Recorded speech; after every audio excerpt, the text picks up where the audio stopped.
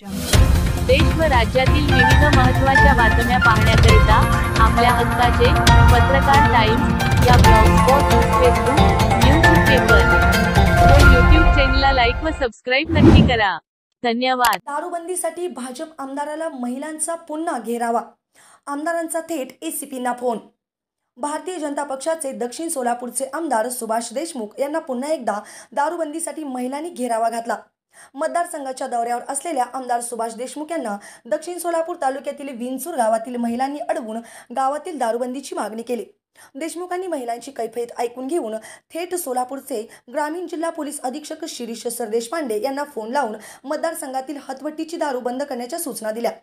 आमदार सुभाष देशमुख यांनी दक्षिण सोलापूर मतदारसंघात लोकसंवादाचा धडाका लावला आहे. दक्षिण सोलापूर तालुक्यात अवैध धंद्यांनी जोर धरला आहे. यापूर्वी देशमुख यांना दक्षिण सोलापूर तालुक्यातील बोळकवटे गावात अवैध हातभट्टी दारू बंद करा अशी मागणी केली होती. भर सभेतून भाजप आमदार देशमुख यांनी मंद्रू पोलीस ठाण्याच्या पोलीस निरीक्षकांना कॉल केला होता. दरम्यान आज दक्षिण सोलापूर तालुक्यातील विंचूर गावातील महिलांनी भाजप आमदार सुभाष देशमुख यांना अडवून घेरावा घालून दारूबंदीची मागणी केली. सुभाष देशमुख हे दक्षिण सोलापूर तालुक्यातील कुसूर आणि विंचूर या दोन गावाची भेट घेऊन परत जात होते.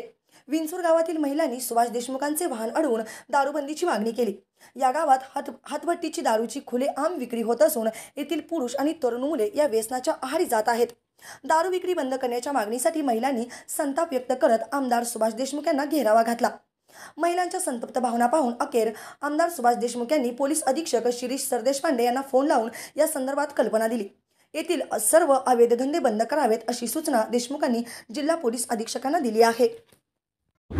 आपल्या हक्काचे पत्रकार टाइम्स न्यूज चॅनलला सबस्क्राईब करा. धन्यवाद.